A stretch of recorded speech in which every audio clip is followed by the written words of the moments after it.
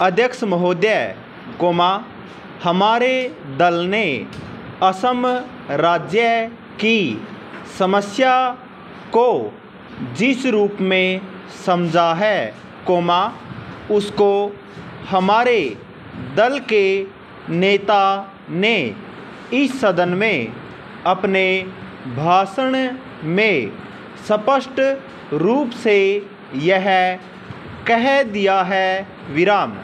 मैं फिर से इस बात को दोहराना नहीं चाहता हूँ।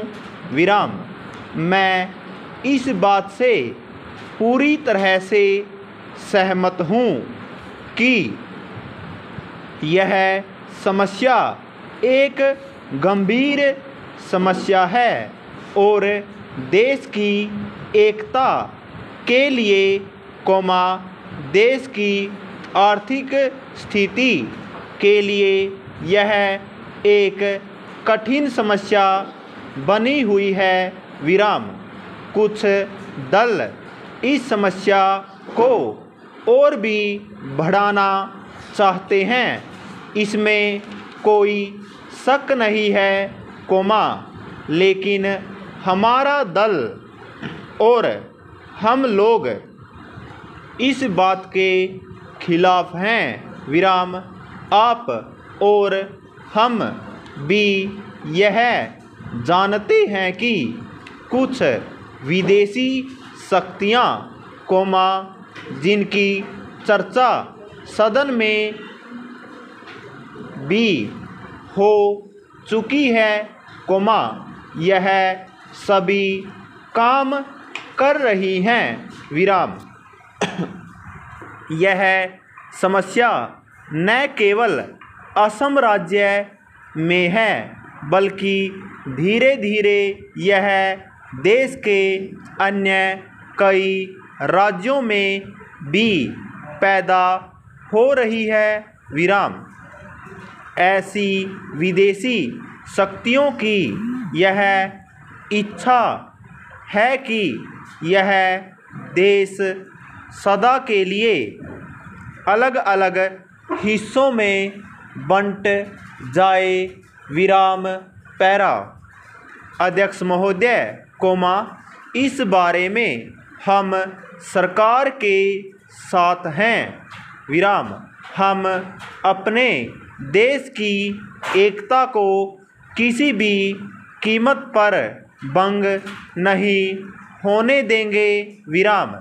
इस सब के बावजूद हमें यह ज़रूर सोचना चाहिए कि केंद्र सरकार ने ऐसे कौन से कदम उठाए हैं, जिनसे असम राज्य की इस समस्या को सुलझाने में मदद मिली हो। इस सदन के मेरे एक माननीय सदस्य कह रहे थे कि असम की आर्थिक स्थिति का लाभ उठाकर ये सभी शक्तियाँ वहाँ पर अपना काम कर रही हैं। मैं भी इस बात से सहमत हूँ, लेकिन सरकार का भी तो कर्तव्य हो जाता है कि असम राज्य की आर्थिक स्थिति को जितनी जल्दी हो सके सुधारा जाए, ताकि विदेशी शक्तियाँ वहाँ की गरीब जनता से अनुचित लाभ न उठा सकें।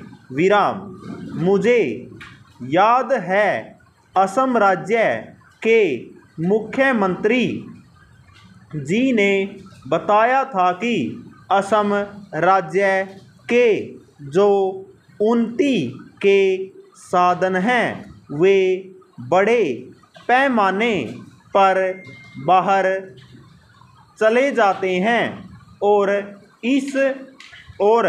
उन्होंने केंद्र सरकार का भी ध्यान आकर्षित किया था विराम। लेकिन उस समय केंद्र सरकार ने मुख्यमंत्री जी की इस बात की ओर विशेष ध्यान नहीं दिया विराम। इस तरह से यदि आप देखें तो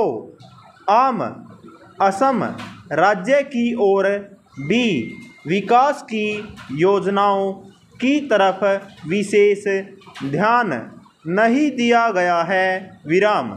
यही कारण है कि असम राज्य का अब तक उतना विकास नहीं हुआ जितना कि होना चाहिए।